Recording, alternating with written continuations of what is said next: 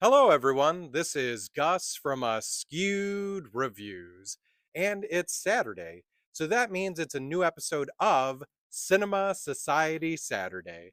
Now, if you're not aware of what that is, me and a bunch of other people online who absolutely love horror movies have come together, and each week we are randomly given a theme.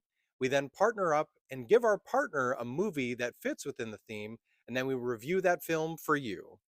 This week's theme was tiny or small creatures, and I was partnered with the wonderful Mary Does Horror. If you're not already following her, definitely go and do so. Let's try to get her up to 1,000 followers. So for this week's theme, Mary gave me the film of Basket Case. This is the 1982 film that was directed and written by Frank Henenlotter. So let me tell you what the concept is for this film. We have our main character of Dwayne Bradley, who does seem like a nice young man, but also a bit odd. Now, he's coming to New York because he actually has something he needs to take care of. He's here to find three doctors that had something to do with a medical procedure that occurred when he was much younger. Now, whatever this procedure was, Dwayne is not happy at all that it occurred, so he is out to get revenge on these three doctors. Now, his method of revenge is something that he keeps within a basket that he always carries with him. And this is some sort of small, grotesque creature that seems to be very strong and also very bloodthirsty. Now, while spending some time in New York trying to find all of these doctors, Dwayne ends up meeting a young woman named Sharon, and sparks seem to fly pretty quickly between the two of them. So, will young love be the thing that stops Dwayne from his plot of revenge, or will this creature within the basket keep him going and allow him to get to the ultimate goal of taking them all out? So if you've never seen Basket Case before, you're definitely missing out. This is one of those quintessential B movies. Like they didn't make this to be a great film, but they made it to be just a wonderfully ridiculous horror movie.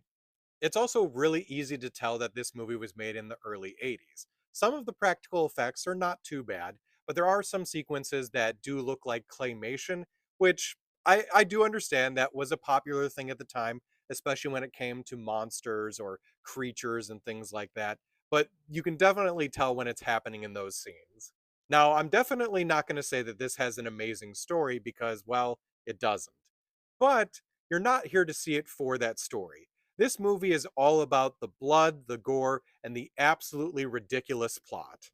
In fact, this movie even spawned two sequels, which, in my opinion, are even weirder than the first film.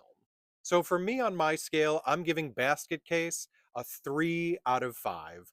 If you've seen this movie before, let me know what you thought about it in the comments. If you'd like to check this one out for yourself, it's currently streaming for free on AMC Plus, Tubi, Shudder, and Roku. Now, of course, I can't forget to once again mention that you should be following Mary if you're not already doing so. She has some really great content, especially these videos she does about shameful movies. You have to check it out. You also need to follow Mary so you can watch the movie that I gave her to review, which was the 1984 film Ghoulies.